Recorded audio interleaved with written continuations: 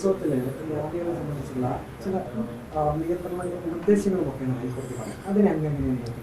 അല്ല, ഈ നിർദ്ദേശങ്ങൾ പാലിച്ചുകൊണ്ട് പൂരങ്ങളും ഉത്സവങ്ങളും പരമ്പരാഗതമായിട്ടുള്ള രീതിയിൽ നടക്കാൻ സാധിക്കില്ല. ഇത് ഞങ്ങൾ ആശങ്കപ്പെട്ടിരുന്നു. നേരത്തെ തന്നെ കഴിഞ്ഞ പല മാസങ്ങളായിട്ട് തൃശ്ശൂർ പൂരത്തിന് മുമ്പ് തന്നെ ഇത് പറയുകയുണ്ടായി. എന്നാൽ ആരും അതിന് ശ്രദ്ധ വേണ്ട രീതിയിൽ കൊടുക്കാത്തതിൻ്റെ ഫലമായിട്ടാണ് ഇതിപ്പോൾ വന്നിട്ടുള്ളത്. ഇപ്പോൾ ഏറ്റവും അടുത്ത് നടക്കാൻ പോകേണ്ടത് തൃപ്പൂണിത്തുറയിലുള്ള വൃശ്ചികോത്സവമാണ്. അവിടെ തന്നെ ഇതാകെ പ്രശ്നമാവാനാണ് സാധ്യത. അത് തുടർന്ന് ഒരു ഉത്സവവും ഒരു പൂരവും അതിൻ്റെ ചിട്ടയിൽ നടക്കും എന്നെനിക്ക് തോന്നുന്നില്ല.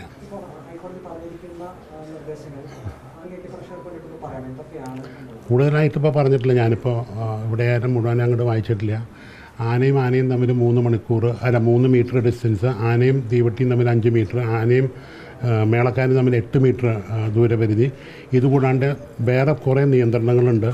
ഒരു വെറ്റിനറി ഡോക്ടർ സർട്ടിഫൈ ചെയ്താൽ പോരാ, സർക്കാരിൻ്റെ ഡോക്ടർ തന്നെ സർട്ടിഫൈ ചെയ്യണമെന്ന്, ഫിറ്റ്നസ്സും കാര്യങ്ങളും. അതൊക്കെ ഇങ്ങനെ വല്ലാണ്ട് അതിനെ ടൈറ്റൻ ചെയ്ത് നടക്കാത്ത രീതിയിലാക്കി കഴിഞ്ഞു. അത്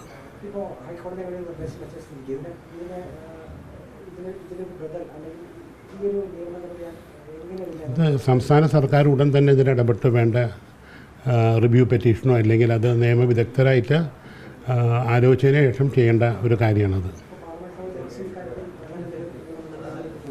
അല്ല, അത് നിയമവിദഗ്ധരായിട്ട് ആലോചിച്ചതിന് ശേഷം വേണ്ട നടപടികൾക്ക് മുന്നോട്ടിറങ്ങും. ഒരിക്കലും പ്രാക്ടിക്കലല്ല. തൃശ്ശൂർ പൂരം തന്നെ നടത്താൻ കഴിയുമെന്ന് എനിക്ക് തോന്നുന്നില്ല ഈ പരിസരം. സാധാരണ ചേർന്നല്ലേ നിൽക്കാറ്. അത് ഏത് ഉത്സവത്തിനും പൂരത്തിനും ആന ഓൾമോസ്റ്റ് ചേർന്ന് തന്നെ നിൽക്കുക. ഒരു സഫിഷ്യൻ ഗ്യാപ്പ്, ഒരു ചെറിയ ഗ്യാപ്പേ ഉണ്ടാവാറുള്ളൂ. അത് നൂറ്റാണ്ടുകൾക്ക്. ഇപ്പോൾ പെരുവനം പൂരം എന്ന് പറഞ്ഞാൽ ആറാട്ടുപുഴ പെരുവനൊക്കെ 1500 കൊല്ലത്തോളം ആവറായി. 1400 കൊല്ലാണ്. ഈ പെരുവനത്തെ വഴിയിൽ കൂടി 7 ആന നിറഞ്ഞു നിൽക്കും. അതാണ് അതിൻ്റെ ഒരു ഭംഗി, പ്രൗഢിയും. അതൊന്നും ഇനി സാധ്യമല്ല. വളരെയധികം നിരാശയുണ്ട്.